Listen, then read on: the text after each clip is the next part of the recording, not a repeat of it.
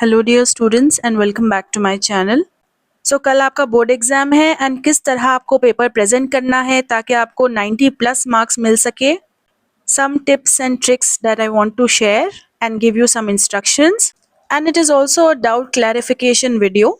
इस वीडियो में मैं जितने हो सके उतने डाउट्स को क्लियर करने की कोशिश करूंगी द मोस्ट, बट स्टिल अगर आपको कुछ भी डाउट है तो इस वीडियो के कमेंट सेक्शन में आप कमेंट कर देना and definitely I will clear it for you. Okay, तो कल जैसे ही इंग्लिश पेपर आपको मिले सबसे पहले आप अच्छे तरीके से इंग्लिश पेपर की रीडिंग करो। ओके, एक बार में अगर क्वेश्चन समझ में ना आए तो ट्वाइस रीडिंग करो ताकि आप करेक्टली आंसर कर सको। And which section to start with, you must always start with either section B और सेक्शन सी।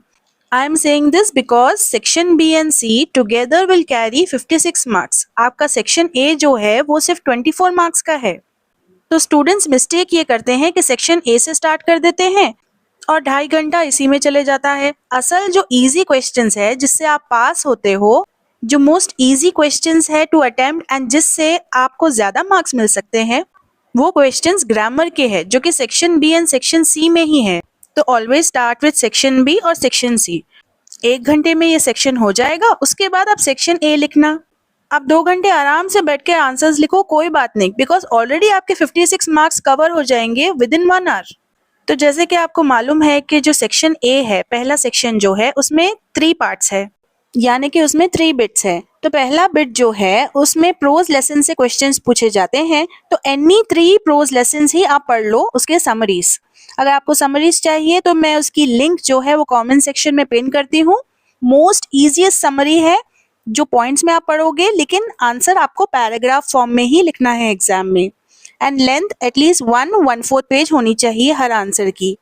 सो जब 3 समरीज आप पढ़ोगे प्रोज लेसन के, तो उसमें से एनी 2 आप लिख पाओगे, जिसके लिए आपको 8 मार्क्स आसानी से मिल जाएंगे। देन बिट नंबर 2 में पोएम से क्वेश्चंस पूछे जाएंगे, जिसमें अगेन आपको 8 मार्क्स मिल सकते हैं अगर आप बस 3 पोएम्स पढ़ लो एंड 2 आप आंसर कर सकते हो।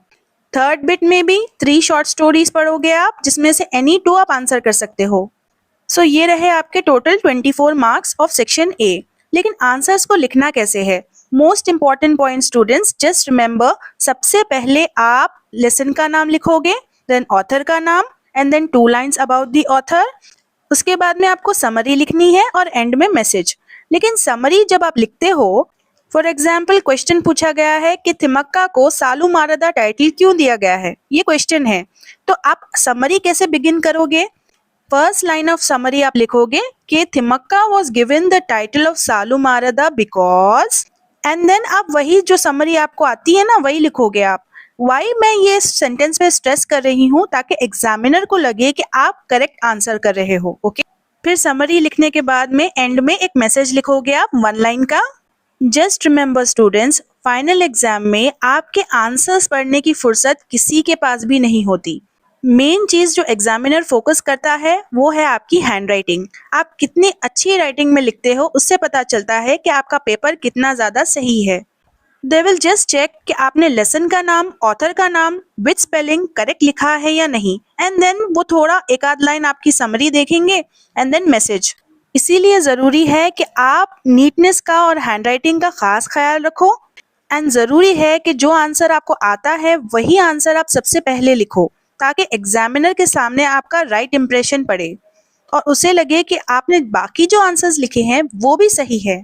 फिर आता है आपका section B. Section B 8 marks का है। इसमें 2 पैराग्राफ्स पूछे जाते हैं, एक होता है सीन पैसेज और एक होता है unseen passage. Right now I'm posting videos on bit number 11 that was most demanded by students, and if time permits then I will also upload bit number 4. ये एक 5 to 6 passages होते हैं जो कि सिर्फ आपके short stories से पूछे जाते हैं and definite question आता है ये। एंड बिट नंबर 5 जो आपकी टेक्स्ट बुक में अनसीन पैसेजेस है ना इंडेक्स में, उसमें जितने भी पैसेजेस है बस वही आएंगे, उससे हटकर आपको बाहर से कोई भी पैसेज नहीं देंगे अनसीन में भी। ओके, अब पैसेजेस में स्टूडेंट्स मिस्टेक ये करते हैं कि अगर उनसे पूछा जाए कि इसका सिनोनिम लिखो यानी कि मीनिंग, या फिर एंटोनिम लिखो जो कि है ऑपोजिट, तो स्टूडेंट्स क्या करते हैं 5-6 लाइंस उठाते हैं पैसेज में से और बस लिख देते हैं। ये रॉन्ग वे ऑफ राइटिंग है स्टूडेंट्स। अगर आपसे कोई भी स्पेसिफिक क्वेश्चन पूछा जाता है, जैसे कि उसका नाम क्या था, तो तो आप लिखोगे the person's name is and then you will write the person's name जो भी पैराग्राफ में है। जस्ट मेक श्योर कि जितना सवाल पूछा जाए उतना ही आप आंसर करो। अगर क्वेश्चन में पूछता है कि कितने पेड़ थे, तो आप लिखो the number of trees were this much, that's it. जो नंबर होता है, जो वर्ड होता है, वो पैराग्राफ में ही देता है।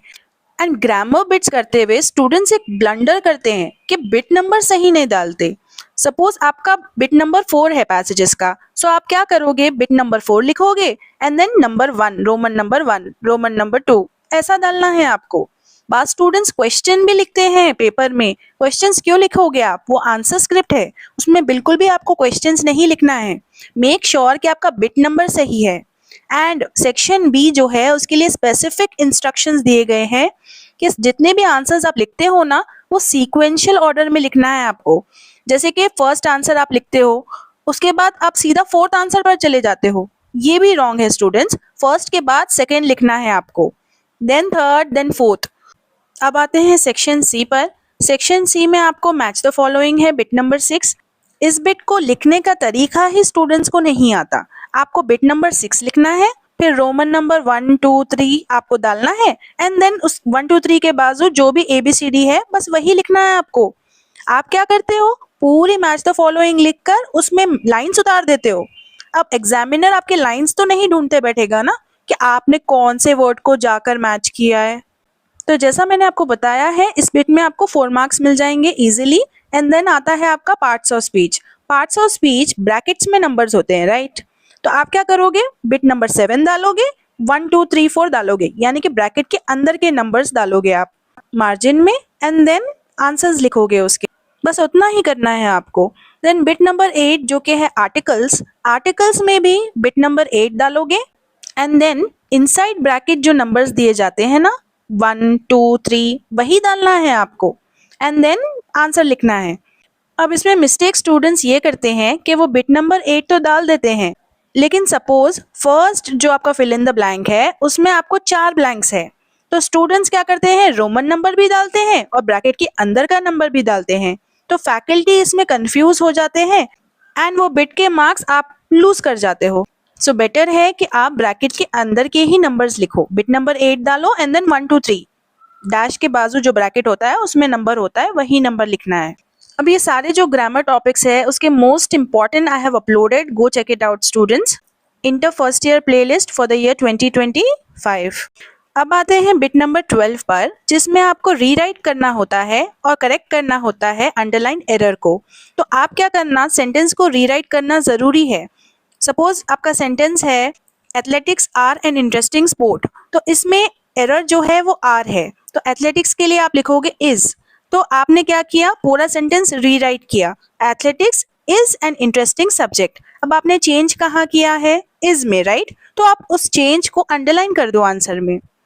वन मोर थिंग, जब आप साइलेंट लेटर्स लिखते हो उस टाइम पर, सपोज वर्ड है नो, KNOW, तो उसमें साइलेंट लेटर क्या है, के है, राइट। तो आप क्या करोगे, के को अंडरलाइन करोगे, पूरा वर्ड लिखोगे नो आंसर स्क्रिप्ट में, उसके बाद हाइफन डालोगे and then you will write K letter is silent.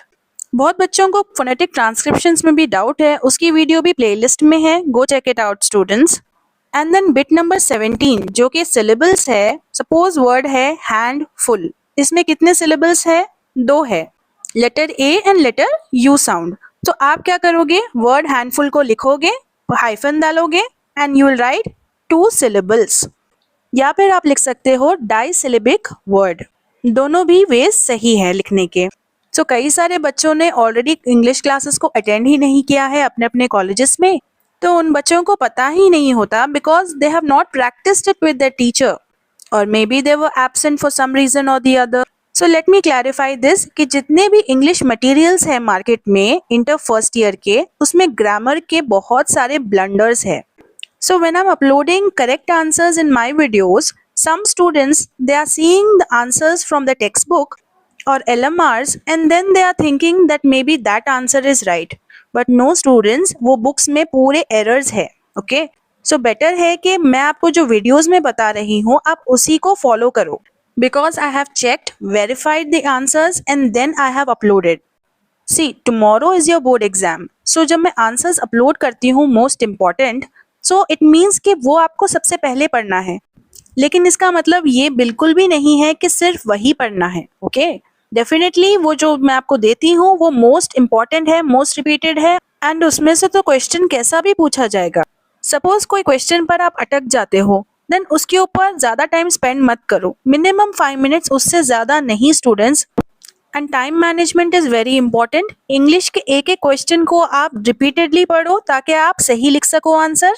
Last के 10 minutes full paper reading you have to do and check your spellings. Spelling errors तो इतने करते हैं स्टूडेंट्स, जिसकी वजह से अच्छा खासा 4 मार्क्स लेते लेते 2.5 मार्क्स पर आ जाते हैं। Now hit the bell icon students, because I'll be uploading many more videos inshallah.